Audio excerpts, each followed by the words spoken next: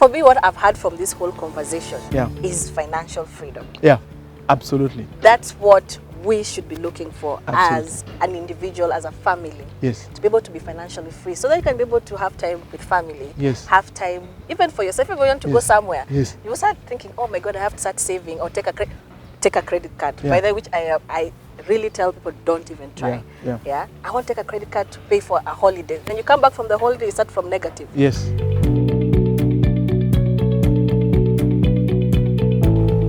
What we've tried to instill in our family, financial discipline. We never spend before we earn. Earn before you spend. Always earn before you spend. Earn, then spend. Earn, then spend. That's a good philosophy. What you get from whatever sources of income that you have is a seed. You've got to plant that seed to the ground. Yes. And then you need to feed from the fruits of the seed, not from the seed itself. So it's constantly generating, it's constantly yielding to the family. And even if I'm not there and my wife is not there, our children can continue getting something from it. Which comes to my next question. Yes. How do you talk to your children about investing? Very important question. As I said earlier, our formal education system has not. It's designed to churn out employees. Yes. Okay. People who are working for others. But life is designed to enjoy, to live in abundance. And how do you live in abundance? By making sure that you don't go to work because you need to pay bills. Yes. You go to work because you enjoy. So from your first check, then you've got to do that liberation. Yes. And that's a mentality. It's a mindset that you've got to instill in your kids from very early on. So one of the things that we've been teaching our kids is to earn. So what do they want to do? They want to watch TV, they want to watch a movie. Say, before you watch a movie, you've got to read this book, this number of chapters. Then you earn a ticket to watch a movie. That's nice. It's a simple thing. If you want to buy something, if you want me to buy you something, a toy, then I'll give you something. If you do this, I will buy you a toy. So I remember, like, there's if they read 10 books, you get to choose the toy of your choice. Wow. So it's about earning. It's a discipline, because life is designed not for people to be given, but for people to earn. It's the same thing my son also did. My son used to, because I live in a farm, so he'll go clean the cows and cut the grass, wash the car. Yes. So he's earned 8,000 shillings, which keeps reminding his dad every day, Dad, keep the money. I hope he's honoring it. He will have to, because every day he has to remind him, okay, don't forget my 8,000 shillings. Because he was asking me, should I buy a bike? I was like, it's your money, you've earned it, you know. Yeah. But again, he came and asked me about investment. After he found me watching your video, and he was like, tell me about investment. I was like, let me go and talk to the person who knows about investment, then I'll get back to you on that.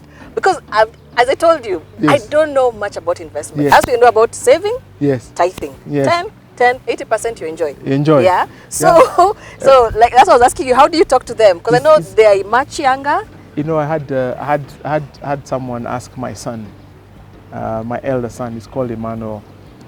What do you want to become when you grow up? Yeah. And he didn't even think twice. He said, I want to become an investor like my daddy. Wow. So what do investors do? They invest money, and money makes money. Yeah. The money starts working for them. And he's only 7.5. And that's the mindset. This is what we are trying to teach to people who are in their 40s and 50s. Yes. I speak to a lot of families, I speak to a lot of individuals in their own capacity because of the nature of my job. And it's really amazing how basic our financial literacy is. It's really a big gap in our education system. Because, you know, when we were growing up, the most important thing was when you retire, you build a house, which 70% of the time, people when they retire, they find out that they can't even afford that house. It's the biggest asset that they own by the time they retire. Yeah. And it doesn't yield anything. Doesn't yield anything. Yeah. But you see, you're going to put all your golden handshake into a house. Yeah. Then how do you live after that? How do you eat? How do you, take care of yourself and your family? Because I'm sure by the time most people retire, the kids are just left the nest. Yes. Just left. So you're only the two of you. Yeah. And the kids have just started working. So you don't want to rely on the kids' income. Which of course you're trying to teach them how to save and invest. Yes. So how will you go back and say, okay, fine, I did not do what I said I was going to do? Yeah. So those are the things now we are trying to figure out. How would we be able to bring up this new generation to understand that if you're going to do something, don't buy land. Because as we brought up, I'm sure your dad told you that we have to buy land and accumulate land, then we can sell it later. But for me, I look at it as a dead asset. It doesn't bring you anything if it is not developed and yielding cash flow on a month-by-month basis. Don't go into it. It's just burying money. It's the same as burying money in the ground. So that's why I was asking the best way to tell children. Now that his earned is 8,000 shillings, it's a lot of money to a child. How would he be able to think about investing and saying, I will not put it here, I will put it here? How would I be able to have that conversation with him? What is so important is what you do with the money, not how much money it is. Whether you earn a shilling or you earn $1 million, what will make a difference is what you do with the money. Yes. So one of the things that I would advise a child to do, or actually we are considering to do now at NABO, is to start encouraging parents to open investment accounts for their children. You can do that? Yes. Then I'm sold. You only need to be to be the we know the account will be your child's. Yes. But we'll have to use your credentials because they are they are minors. They are minors. Yes. That's okay. Yes. That's fine. But we want you, when you come to discuss your portfolio, come with your child.